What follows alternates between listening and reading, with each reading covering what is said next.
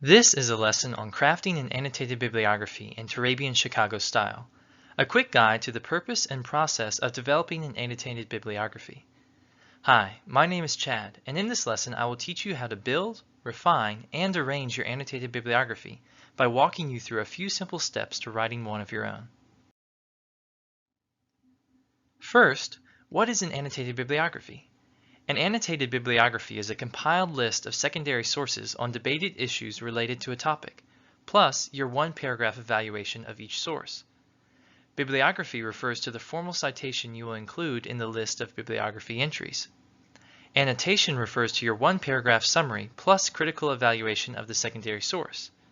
Secondary sources refer to critical literature on a topic, scholarly sources analyzing and commenting on primary sources. The process of writing an annotated bibliography can be broken down into 3 steps. The first step is the research stage, in which you focus on gleaning sources not only related to your topic, but also integral to the development of your argument, whether by confirmation or contrast. The second step is the documentation stage, in which you focus on citing sources properly according to the conventions of your style guide, and arranging each annotation entry according to the generic form. The third and final step is the annotation stage, in which you focus on styling a 4-part annotation in a logical order with adequate development and detail concerning the origin, argument, quality, and usefulness of the source. The first step to writing an annotated bibliography is the research stage. In the research stage, writers select a topic and determine their perspective on the topic by exploring what others have said or written about that topic. As writers research their topic, they seek to find recent, relevant, and reliable sources because research is only as valuable as the quality of sources consulted. So, writers should be discerning when selecting their secondary sources. Be sure to research recent, relevant, and reliable secondary sources on the topic. Recent means within 5 years in the social sciences, within 20 years for the humanities, but possibly older sources depending on the topic and the quality of and availability of sources. Landmark and seminal sources may be much older, but used to provide background information and context. Relevant means related to and useful for the topic and target readers, where useful means credible and contributing to multiple points of view, but not biased toward one political or critical perspective.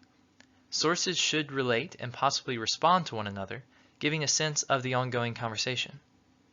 Reliable means major voices, careful researchers, and insightful analysts deemed credible by experts, published by respectable outlets and peer-reviewed journals, demonstrating high standards of research, showing accuracy and fairness in representing and responding to other perspectives. Quality sources are accurate, thorough, and written by scholars or experts who offer original analysis, research, and interpretations, and are peer-reviewed by scholars before being published. Research writers make extensive use of library books and databases to find quality sources, usually skimming introductions and using critical skills to select the best secondary sources on the topic. As they research, writers should look for opposing viewpoints which form the counter-arguments, supporting viewpoints which form the core argument, and dominant voices in the scholarly conversation which form the literature review of your project. If you would like an extended guide to selecting and narrowing your topic as well as making a research plan, visit our YouTube page and look for our video entitled Making a Research Plan. The flowchart here represents the process researchers loosely follow as they move from topics to a thesis. After selecting a possible topic, researchers start by probing their topic, reading specialized encyclopedia articles and introductions to books and articles to find the major voices, assumptions, and issues in the field. From this survey, researchers seek to develop a challenging research question and identify one or more related issues to their research. As they narrow their research to a question and issue, researchers return to opposing perspectives to understand the scholarly conversation surrounding their selected topic and issue.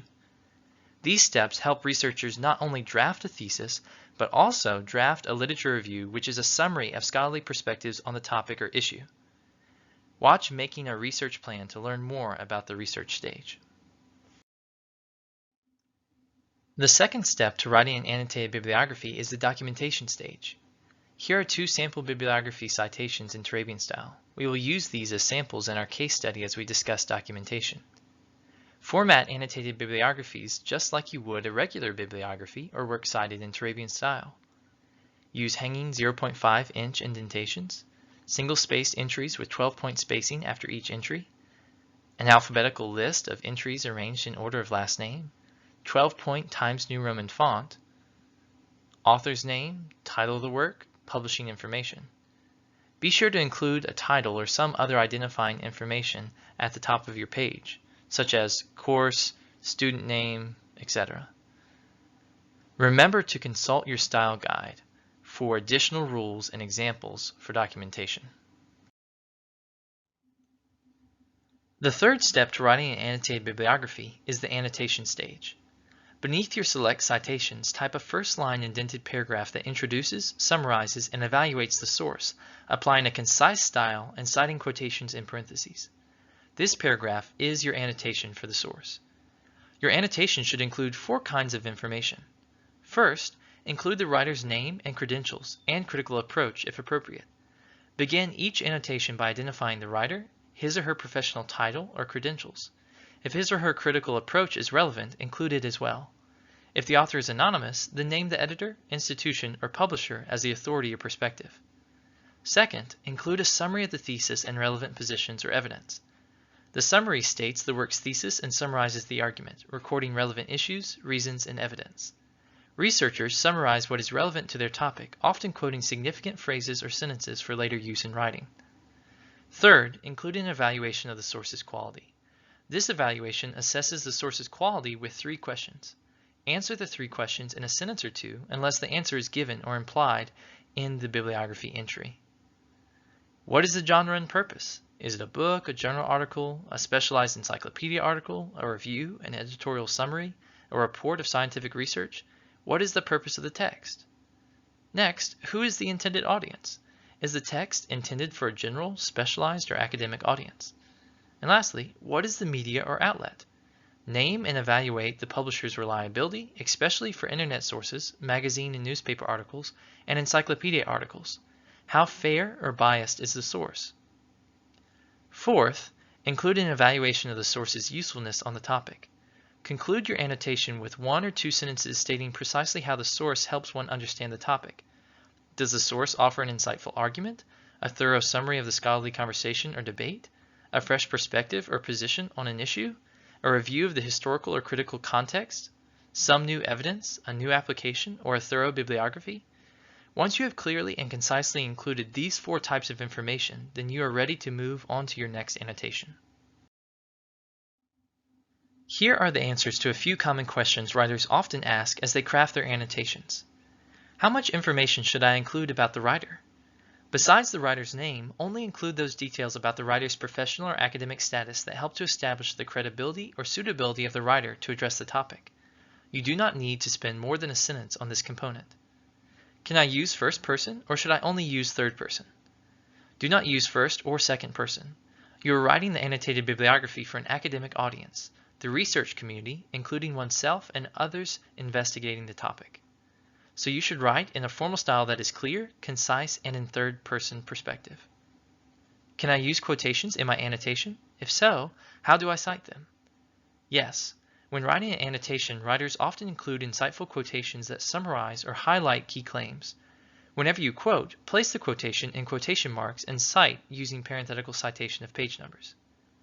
What should I say about the source's quality? What if it's obvious? Write about what type of resource the source is, mentioning the medium, target audience, and publisher, as well as the ethos or biases of the source or publisher. If this information is already obvious in your citation, you can include as little of this information as you deem best suited for your reader. How long should the annotations be? An average annotation should not be shorter than 5 sentences or longer than 10 or so sentences. I cannot find annotated bibliographies in Turabian. What do I do? Neither Turabian style nor Chicago style specify a particular format for annotations. Both prescribe how to format a bibliography entry. However, they offer no rules or guidelines for formatting an annotation. Therefore, regular paragraph formatting between citations may be the most natural and advisable option. Always check your local guidelines first, since some professors or publishers require unique formatting. I hope you have found this quick lesson helpful as you seek to craft an annotated bibliography. For more information, check your writing manuals, visit local writing centers, or consult online writing helps, or check out more videos at our YouTube channel. And visit Southeastern's Writing Center website where you will find dozens of helpful links and handouts offering writing assistance for a variety of situations and audiences. Thank you.